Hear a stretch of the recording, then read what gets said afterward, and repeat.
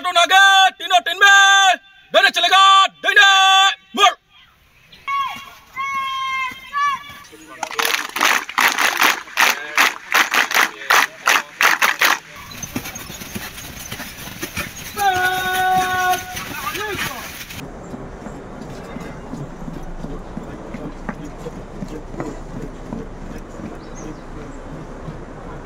Nó tin bãi sợt Stel mà cái sợt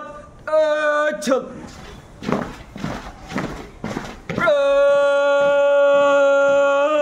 Thơm Bãi sợt gặp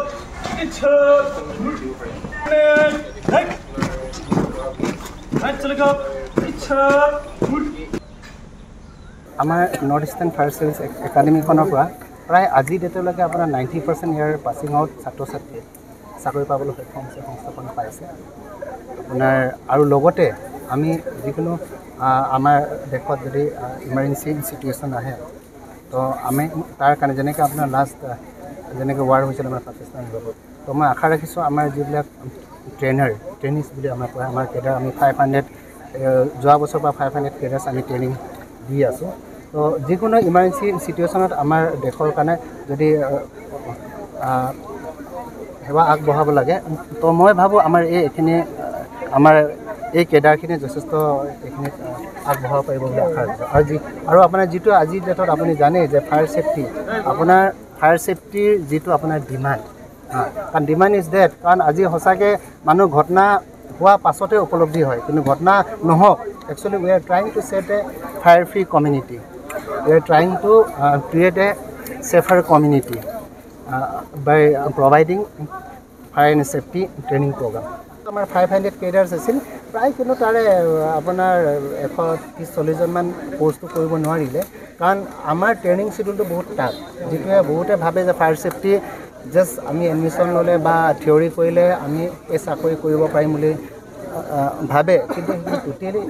ৰং কাৰণ fire safety আপোনাৰ চাকৰি কৰিবলৈ হ'লে কেডাৰজন ফিজিকেলি আৰু মেণ্টেলি ফিট হ'ব লাগিব যেনেকৈ আপোনাৰ পোষ্ট পাইপ দাঙিব পাৰিব লাগিব বা নজেলছ আপোনাৰ ধৰিব যিটো আমাৰ পানী প্ৰেছাৰ চ' আমাৰ যিটো ফায়াৰ ছেফটি প্ৰফেশ্যনত আপোনাৰ ফিজিকেল ট্ৰেইনিং ডেইলি ৰাতিপুৱা 4টা বজাৰ পৰা আমাৰ ট্ৰেইনিং আৰম্ভ হয় PT প্ৰেড আকৌ আপোনাৰ 9টা 9:30 10টা বজাৰ পৰা আকৌ থিয়ৰী প্ৰেক্টিকেল সমান্তৰালে এক গ্ৰুপ আপোনাৰ প্ৰেক্টিকেল এটা গ্ৰুপ হ'ল আপোনাৰ থিয়ৰী আকৌ গধূলি 6 to 8 আমাৰ যিটো আমাৰ ৰিভাইজ কৰা হয় আকৌ 10টা বজাৰ আগত আমাৰ মোবাইল জমা লোৱা হয় সেইটো কাৰণে বহুত ছাত্ৰ ছাত্ৰীয়ে মানে সন্তুষ্ট নহয় কাৰণ মোবাইল নহ'লে টোপনি নাই এনেকৈ লাষ্ট ইয়েৰ বহুত কমপ্লেইন আহিছে মই আশা ৰাখিছোঁ এবাৰ যদি আপোনাৰ কোনোবা যদি ফায়াৰ ছেফটিত অকল ইয়াতে আমাৰ একাডেমিতে বুলি নহয় বা ফায়াৰ ছেফটি প্ৰফেশ্যনত বা পুলিচত আৰ্মিত যাবলগীয়া মানুহ দেশৰ কাৰণে ছাৰ্ভিচ আগবঢ়াবলগীয়া মানুহ একমন কৰি পেলাই একমত হৈ আহিব লাগে এটা লক্ষ্য উদ্দেশ্য লৈ আহিব লাগে আৰু নিজকে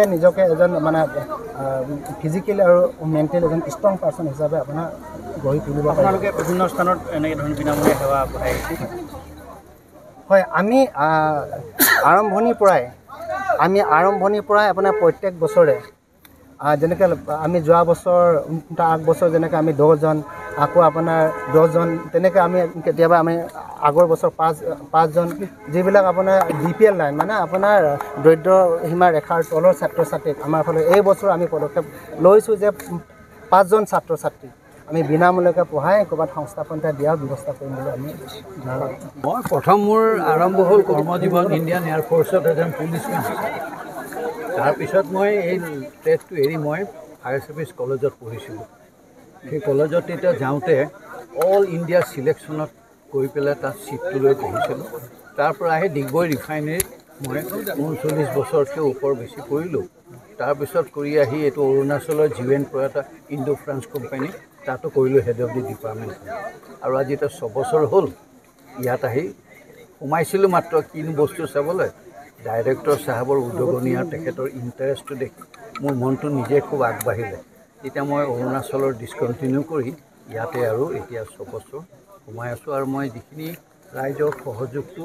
আৰু আমাৰ ল'ৰা ছোৱালীৰ ইণ্টাৰেষ্টটো পাইছোঁ মোৰ বেছি ভাল লাগিছে কাৰণে